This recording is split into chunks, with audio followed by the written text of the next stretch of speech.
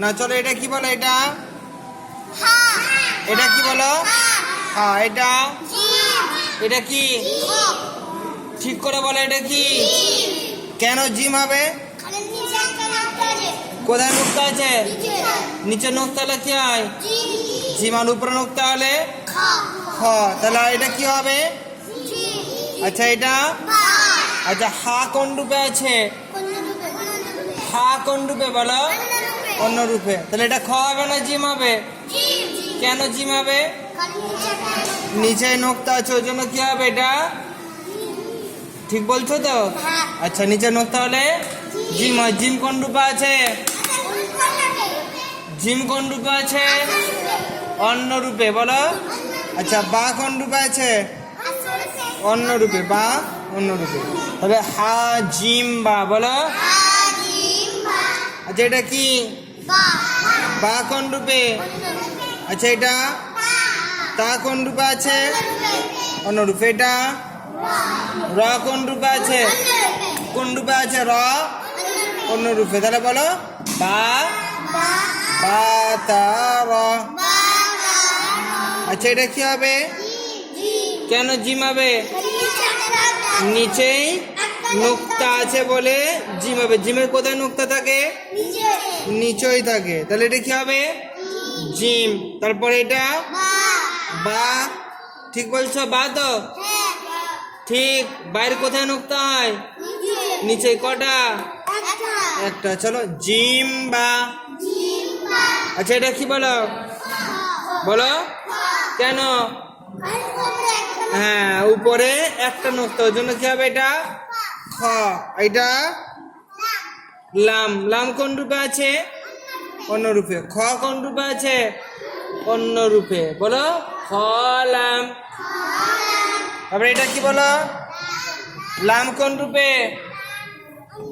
অন্য রূপে। লাম কেমন হয় তাহলে বুঝতে পেরেছি আমরা। সোজা নাম নেবে বাঁ দিকে ঘুরবে, এটা কি হবে? লাম। সোজা নেমে বাঁ দিকে ঘুরলে কি হবে বলো? লাম। লাম কোন রূপে আছে? অন্য রূপে। এটা হা কোন রূপে আছে? অন্য রূপে। এটা হা কোন রূপে আছে? অন্য রূপে। এটা ইয়া কোন রূপে আছে? অন্য রূপে। বলো লাম হা। হা ইয়া।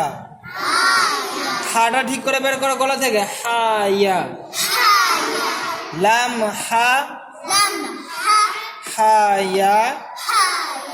এটা কি বলো? মিম। এটা এটা কি? খ। ঠিক বলছো? কেন খ হবে কেন? ঠিক বলছো তো? এটা জিম হবে না তো? দেখো জিমের কোথায় নুক্তা হয়? নিচে। আর খয়ের কোথায় নুক্তা হয়? ওপরে। বলো মিম খ। খটা কোন রূপে আছে? আচ্ছা মিমটা কোন রূপে আছে? অন্য রূপে। চলো হ্যাঁ এটা কি বলো? খ। খ কোন কেন হবে খ? কেন বলবো এটা খ কেন বলবো বলো? উপরে একটা নোক্তা বলে খ বলবো। আচ্ছা এটা কি বলো? এটা কি বলো? ফা। কেন বলবো ফা? উপরে কটা নোক্তা? হ্যাঁ একটা। এটা তো জিমের নোক্তা। এটা কিসের নোক্তা? এটা জিমের নোক্তা। আর এটা ফা এর নোক্তা। একটা নোক্তা হলে কি হবে বলো? ফা হবে। একটা নোক্তা হলে কি হবে? ফা হবে। বলো খ ফা। আচ্ছা এটা কি বলো? বা। এটা দাল। এটা হ্যাঁ বা দাল নুন। এটা কোন রূপে? বা অন্য রূপে। এটা কোন রূপে? দাল অন্য রূপে। এটা নুন আসল রূপে। নুন কোন রূপে? আসল রূপে। শেষকালে নুনটা যেটা হয় সেটা কোন রূপে হয়? আসল রূপে। বা দাল নুন। বলো আচ্ছা এটা কি বলো? দাল র সিন। দাল কোন রূপে? দাল আসল রূপে। র আসল রূপে। সিন আসল রূপে। এটা কি বলো? এটা বা কোন রূপে? অন্য রূপে। এটা দাল কোন রূপে আছে? অন্য রূপে। এটা লাম আসল রূপে। লাম আসল রূপ বা দাল লাম বলো। এটা সিন, এটা র, সিন র। আচ্ছা এটা মিম, এটা সিন, এটা দাল, মিম সিন দাল। আচ্ছা এটা কি বলো? ফা কোন রূপে? অন্য রূপে। এটা হামজা, হামজা কোন রূপে আছে? অন্য রূপে। এটা হা কোন রূপে? অন্য রূপে। ফা হামজা হা, ফা হামজা হা। মিম, এটা কি বলবো? এটা এটা আলিফ বলবো, বলো। এটা কি বলবো? হামজা কোন আকারে আছে? হামজা কোন আকারে আছে? আলিফের আকারে। তাহলে এটা কি বলবো? হামজা বলবো না আলিফ বলবো? হামজা। তাহলে এটা কি হবে? হামজা। মিম হামজা বলো, মিম হামজা বলো। এটা কি?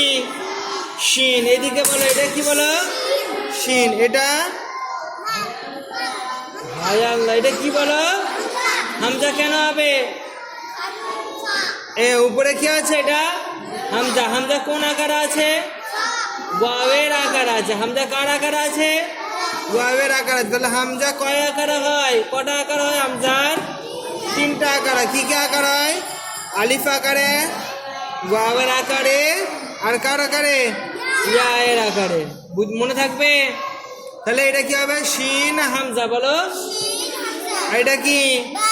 বা। তারপরে মিম। এটা ঠিক করে বলো।